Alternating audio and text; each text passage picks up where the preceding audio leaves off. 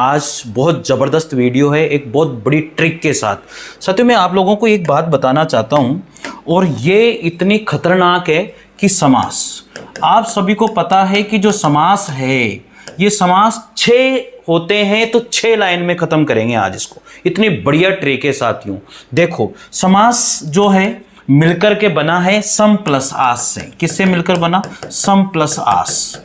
आप सभी को पता होगा जो समास का जो अर्थ होता है वो क्या होता है? संक्षिप्तीकरण। क्या होता है? संक्षिप्तीकरण होता है साथियों।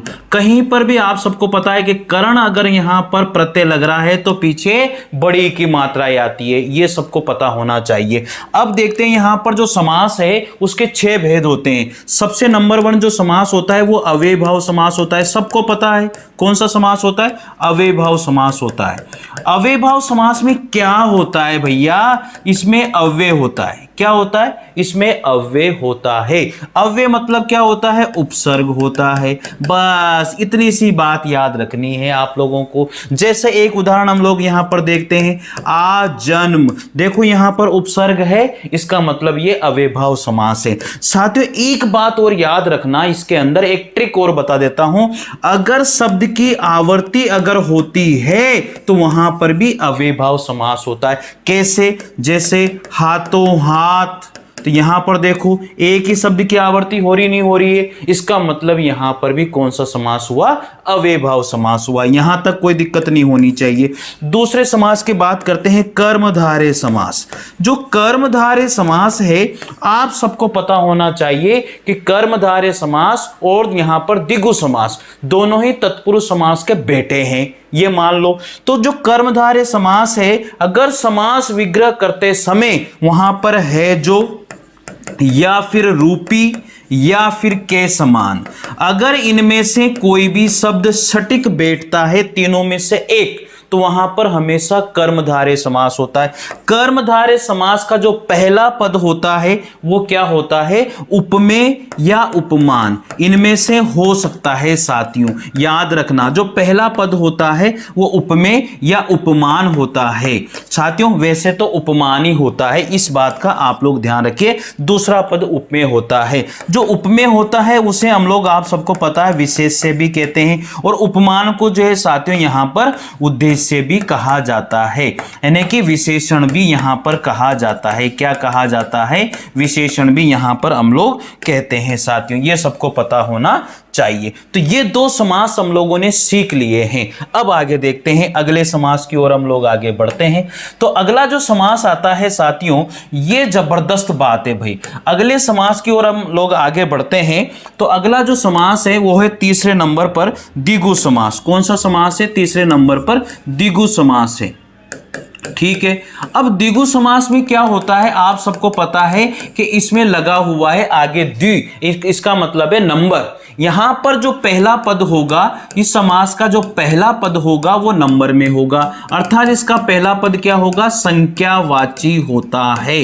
अर्थात याद रखना कि जिस भी समास का पहला पद या सामासिक जो पद है उसका पहला पद अगर संख्यावाची है तो वहां पर 100% कौन सा समास होगा? द्विगु समास होगा। लेकिन ये बात आपको पता होना चाहिए कि जैसे पंचानन, अब यहां पर मुझे बताओ पहला पद तो संख्यावाची है लेकिन ये किसी के लिए रूढ़ है। अगर ये किसी के लिए रूढ़ है तो वहां पर फिर बहुव्रीहि समास में हो जाएगा। ये याद हो जाएगा आपको, कोई समस्या नहीं होनी चाहिए। तो द्विगु समास में पहला पद क्या होता है? संख्यावाची होता है।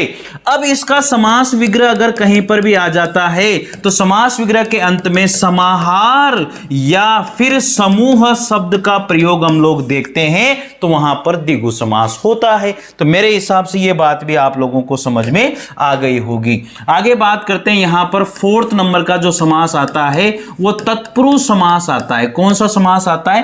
तत्पुरुष समास आता है साथियों। जो तत्पुरुष समास आता है वो कारक के अनुसार चलता है। किसके अनुसार चलता है? कारक के, विभक्तियों के अनुसार। कारक की जो विभक्तियां होती है उसके अनुसार ये चलता है साथियों। तो इस बात का आप लोगों को ध्यान होना चाहिए। जैसे मैंने यहां पर लिखा ग्रामगत, ग्रामगत, तो यहां पर लिखा ग्राम को गत। ठीक है। तो यहां पर को आया, इसका मतलब कर्ता ने कर्म को, तो यहां पर कर्म जो है तत्पुरुष समास हुआ या नहीं हुआ। तो इस तरह से हम लोग जो है कारक के अनुसार इसकी पहचान कर लेते हैं साथियों। अब आगे बात करते हैं 5वें नंबर पर द्वंद्व समास। द्वंद्व समास जो है साथियों, उसके अंदर हमेशा दोनों ही पद क्या होते हैं, प्रधान होते हैं। याद रखना, दोनों ही पद क्या होते हैं, प्रधान होते हैं। एक बात और यहां पर ध्यान देने वाली यह है कि या तो इसमें लिंग चेंज होता है या फिर इसमें विलोम होता है। जैसे मान लीजिए आपने कहा आधान या फिर प्रधान, तो यहां पर कौन सा समास होगा, द्वंद्व समास होगा। अगर आपने कहा यहां पर भाई और बहन, तो यहां पर जो है भाई और बहन, तो भाई और बहन, तो इस तरह से भी आप लोग यहां पर कर सकते हो। माता और पिता आप लोग यहां पर इस तरह से भी समझ सकते हो। तो यह होता है द्विगु समास। मेरे हिसाब से यहां तक आपको कोई भी प्रॉब्लम नहीं होना चाहिए। तो अगला समास आता है यहां पर 6ठे नंबर पर जो समास होगा वो बहुव्रीहि समास होगा साथियों। कौन सा समास होगा, बहुव्रीहि समास होगा। बहुव्रीहि समास में हमेशा अन्य पद क्या होता है, प्रधान होता है। अन्य पद क्या होता है, प्रधान होता है। इस बात का आप लोगों को ध्यान रखना है। तो यहां पर जितने भी सामासिक पद होते हैं, जो सामासिक पद होते हैं साथियों, वो अधिकतर देवताओं से संबंधित होते हैं, देवताओं से संबंधित होते हैं, या फिर कहीं ना कहीं रूढ़ पद होते हैं,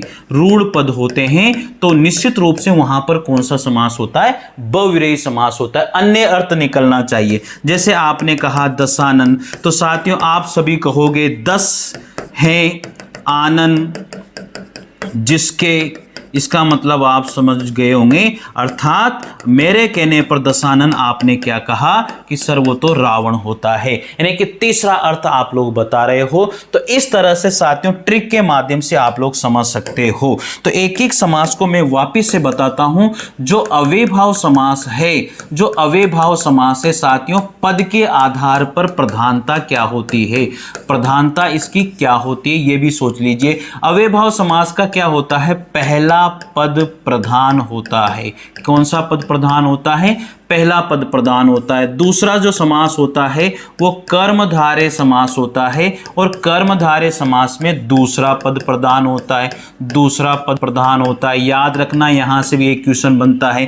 तीसरा कौन सा होता है, द्वंद्व समास होता है। इसमें दोनों ही पद क्या होते हैं, दोनों ही पद प्रधान होते हैं। याद हो जाएगा क्या, यहां पर तीसरा यानी कि चौथा होता है तत्पुरुष समास, और तत्पुरुष समास में दूसरा पद प्रधान होता है।